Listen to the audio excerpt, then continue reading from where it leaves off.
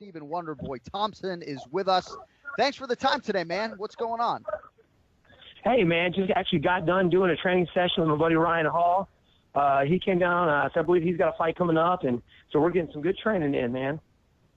Ken Flo, I know you've been spending a lot of time with Ryan. Hell yeah, man. I'm excited. I'm so glad he's over there working with Wonderboy, and he has nothing but amazing things to say. He's always learning and training with the best, as you can see. So it's been a fast week for you since that press conference. I mean, this fight feels for us like it's coming quick. Does it feel that way for you?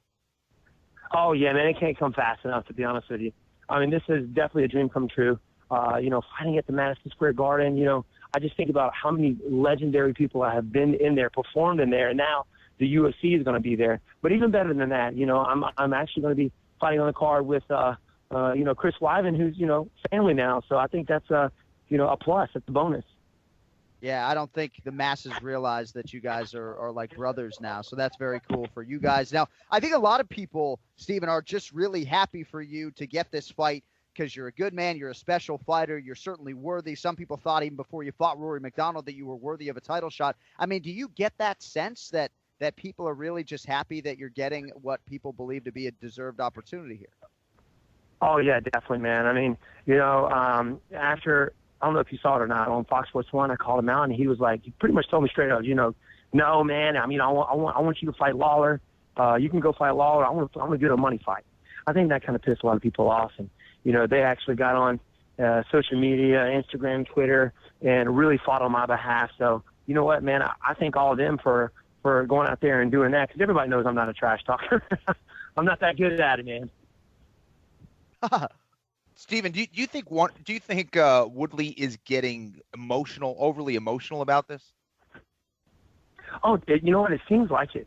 You go back and he had said some stuff on interviews that I've kind of gotten under his skin. That he doesn't respect me as a fighter, he respects me as a fighter, but not as a man, which is what he said, and which I don't understand, man. I haven't done anything to him, but. Yeah, I think I'm getting under his skin, man. He's getting a little emotional, and you kind of saw it in the press conference. When we actually faced off, he just looked really bummed. He was like, man, you guys are booing me? And as soon as he said that, I kind of got a grin on my face. I was like, yep, he's letting this get to him. So we'll see how that affects him during the fight. Now, Woodley's probably one of the few guys you faced that, might be as fast as you, but what are some of the other things that you kind of need to worry about with Tyron Woodley? You know what? He's very explosive, and he's got heavy hands.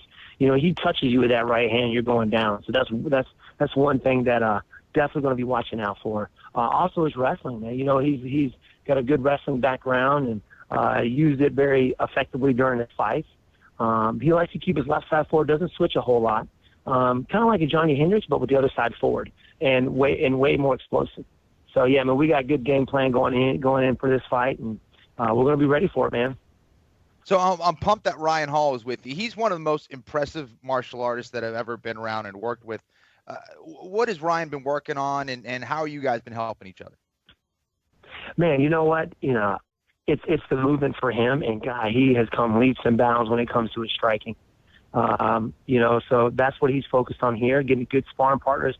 And not only that, but getting somebody who, most people don't have in their gym with the movement, because we got a lot of karate fighters here, a lot of kickboxers, and all of them have different styles. So just coming in here for a week or two is giving you such a variety of people to spar with, which is going to help you out during a fight, because, if you go out there and fight somebody, with their style, you have, at some point in time, you have fought somebody with a similar style, so you're used to it. You adapt very quickly. And of course, jiu-jitsu with me, work on the ground. Just his philosophy with everything has helped me tremendously. And, he's a huge aspect of my camp, and, we're doing the best we can to help him out as well with his striking.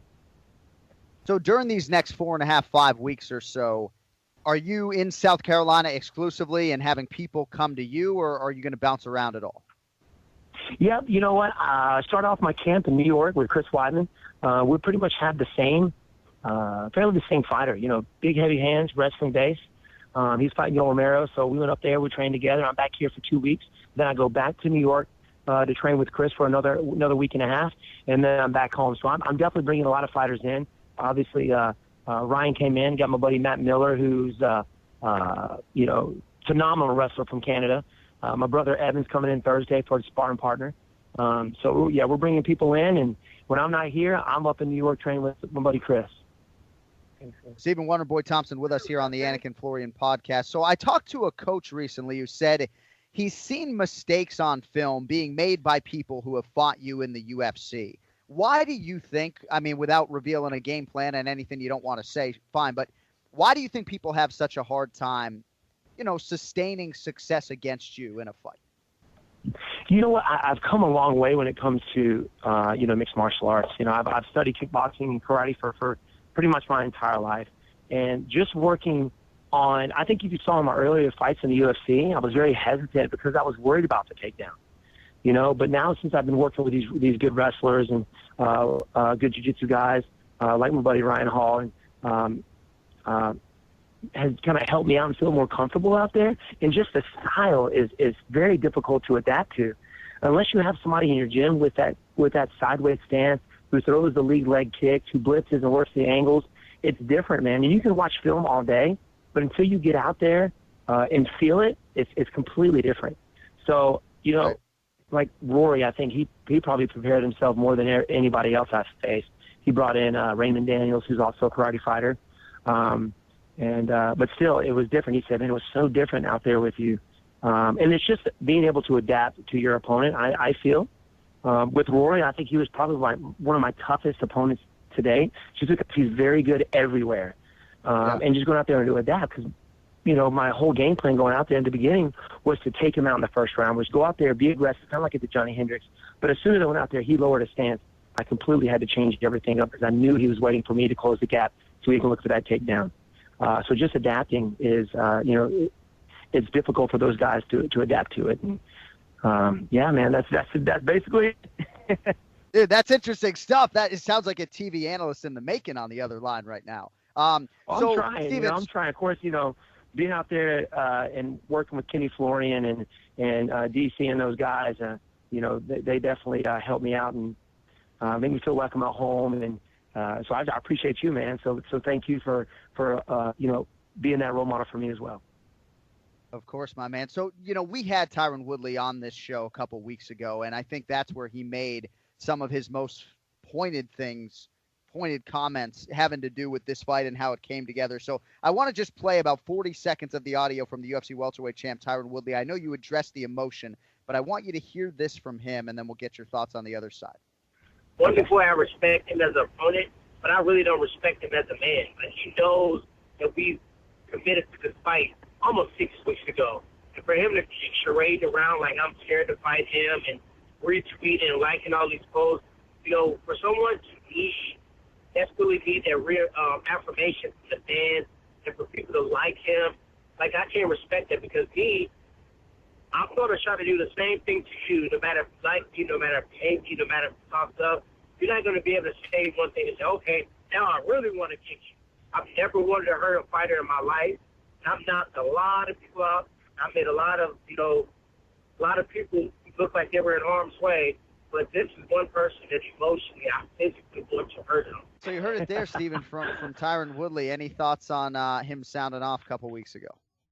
You know what? From the sound of it, he's letting the emotions get to him, and that could definitely be, the beginning of his downfall. I mean, when I go out there and fight, I don't get emotional, because if you bring emotion into it, you start doing things that you normally wouldn't do. And I can tell that in his voice that I've already got under his skin a little bit. For him to say that I knew 6 weeks ago, when 6 weeks ago he was saying that he wasn't going to fight me. He didn't sign a contract. And, him and my dad actually got into it on social media a little bit because he did say he didn't respect me as a man and I'm a fake humble. So, while I was training, my dad actually got on there and, try to set everything straight. But we really didn't find out that we were fighting until he announced it. I knew there were some things going back and forth, but from what I understood, that it wasn't happening. And when I would do interviews, they would say, hey, do you think he's scared of you? I never said he was scared. It started starting to seem like it. Probably not, because he's a professional. But you know what? Let him think that. Let him get emotional. We'll see how, like I said, we'll see how that affects him out there during the fight. It doesn't affect me one bit. All right, well, I can't wait to see it. A couple rapid-fire questions here on the way out with Stephen Thompson. How many family and friends are you going to have in the building November 12th? Hot ticket. Oh my goodness, I think we've already sold over 100 tickets. Those are families. You know, we got whole families coming in. Students of mine, they're making the trip up there, and it's definitely super excitement around here in my hometown and in our school. So yeah, we got a handful of people coming up. Yeah, I think the safest bet on the fight card is that that will be a pro Thompson crowd on November 12th. All right, Bisping Hendo this weekend. If you had to walk to the window and bet on the fight, who gets your money? Oh my goodness, man. Well, I mean, going back and looking from the last fight that they fought, obviously everybody knows right now that Hendo has got that big right hand, and he can knock you out anywhere, like you saw when he fought Hector Lombard, with that short elbow. He's very dangerous, but he is also on his way out. I mean, I know Bisping has improved tremendously since then, as you could tell against the Luke Rockhold. But I don't think Hendo's going to go out there and underestimate him like Rockhold did. So I'm looking to see a war. And at this level, it's very difficult to pick somebody. Oh, man, because you never know what's going to happen, right? So, shoot. Yeah. You got me there, man. I wish you never asked me this question. You and Red De La Cruz, are you guys still friends, yeah. more than friends? What's going on? Actually, we had a great time when I went to Manila, also South Korea. So we hung out pretty much the entire time. She is very laid back, very, very humble girl. And, man, she's phenomenal. I was hoping there was going to be something there. But you know what? She's back home and understands she's focused on her career, and so am I. We actually keep in touch. We're good friends. But no fireworks yet, man. No fireworks yet. I love it. All right, there he is, UFC welterweight title challenger, Stephen Wonderboy Thompson. Dude, we're all really happy for you, man. Train hard, stay healthy, and I guess we'll see you in New York, man, in less than 40 days. Thanks, my friend. I appreciate you guys having me on.